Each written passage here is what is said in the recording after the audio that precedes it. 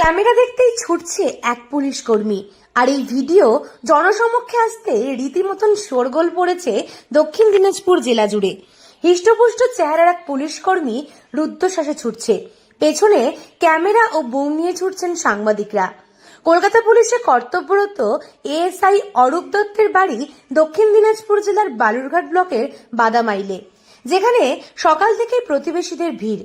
তবে সিবিআই তলব করা অনুপ দত্ত কেমন মানুষ, তিনি কি বলছেন প্রতিবেশীরা?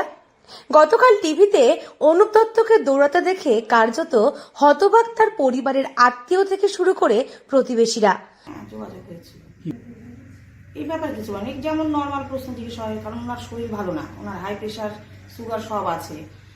আপনি এলাকা থেকে খবর নিতে পারেন, সব জায়গা থেকে আপনাদের যেখান থেকে মনে হয় আপনারা চেক করতে পারেন, আপনার পাড়া প্রতিবেশী বলুন, যেখানেই বলুন, আপনি দেখতে পারেন, ওনাকে খোঁজ খবর নিতে পারেন। হ্যাঁ, কোনো দিনও উনি কোনো খারাপ কাজের সঙ্গে আপোষ করেননি, করেন না, করতেই পারেন না উনি। এরকম কোনো ব্যাপার নাই, একটা যে দুর্ঘটনামূলক ব্যাপার ঘটেছে, যেটা ডিপার্টমেন্টাল যেভাবে তদন্ত হয়, ডিপার্টমেন্টাল তদন্তের সাথে ওনাকে তলব করা হয়েছে। আমি এই বিষয়টাকে ডিপার্টমেন্টাল যেভাবে প্রসিডিউর অনুযায়ী যে ইনভেস্টিগেশনগুলো, সেই সুবাদে ওনাকে ডেকেছে, আমি এটাই মনে করি। আমি সঞ্জয় বাবুকে চিনতাম না, কোনোদিন ওনাকে দেখিনি, চিনি না। আমি তো এখানে থাকি। একটা জিনিস খারাপ লাগছে, মানুষ এইভাবে রং চং চড়িয়ে যে দেখাতে পারে, আমার এটা খুব দুঃখজনক হচ্ছে। একজন লোককে এইভাবে সবাই মিলে ঘিরে ধরে এইভাবে একটা কেমন বিশ্রী কাণ্ড করে লোকটা সম্বন্ধে প্রতিবেশীরা এক বাক্যে স্বীকার করেছেন পরোপকারী অনুপ দত্ত। কলকাতায় চিকিৎসা থেকে শুরু করে অন্যের পড়াশোনা বা কারোর কোনো বিপদ আপদে সবসময় এগিয়ে যেতেন অনুপ। কলকাতায় চিকিৎসার কারণে কাউকে যেতে হলে সেক্ষেত্রেও তিনি তাদের নিয়ে গিয়ে চিকিৎসার ব্যবস্থা করতেন।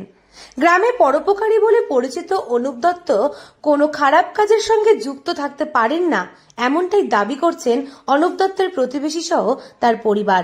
বরং তিনি পরিস্থিতির শিকার হয়েছেন বা একসঙ্গে অনেকগুলো মিডিয়াকে দেখে তিনি ভয় পেয়ে দৌড় লাগিয়েছিলেন বলে দাবি করছেন তার স্ত্রী সন্ধ্যা দত্ত।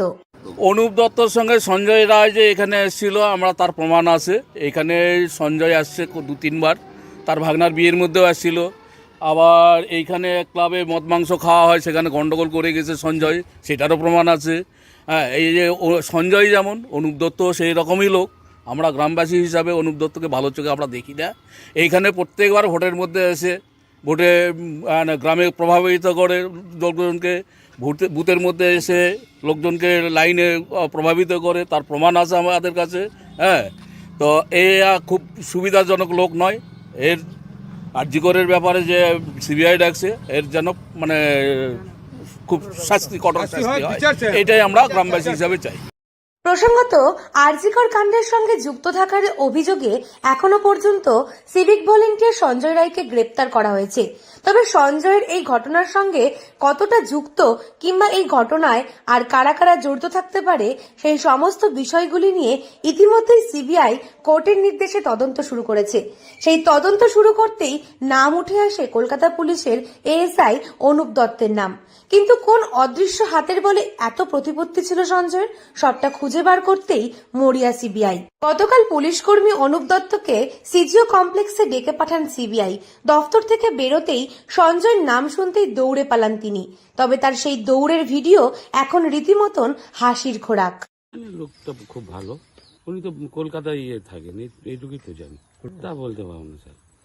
হ্যাঁ, বাড়িতে আসেন তো, বাড়ি থেকে স্ত্রী থাকে, বাবা মা এখানে থাকে, বালুঘাটে ছেলে আছে ওখানে থাকে, অসুস্থ, মাঝে মাঝে কলকাতায় যায়। খুব ভালো ব্যবহার করে, কোনো অসুবিধা নেই। তবে এই ঘটনার সঙ্গে কলকাতা পুলিশ কর্মী অনুপ দত্ত জড়িত কিনা তা নিয়ে ইতিমধ্যেই তদন্ত শুরু হয়েছে। স্থানীয় বাসিন্দারা অনুপ দত্তের ভালো গুণাগুণের কথা বললেও অপরদিকে বেশ কিছু স্থানীয় বাসিন্দারা ঠিক বিপরীত কথা বলছেন। ইতিমধ্যেই এই ঘটনাকে কেন্দ্র করে বালুরঘাটের সাংসদ তথা কেন্দ্রীয় প্রতিমন্ত্রী সুকান্ত মজুমদার তার নিজের এক্স হ্যান্ডেলে সঞ্জয় রায় ও অনুপ দত্তের ছবি পোস্ট করেছেন। দক্ষিণ দিনাজপুর থেকে সুস্মিতা গোস্বামীর রিপোর্ট, লোকাল 18 বাংলা।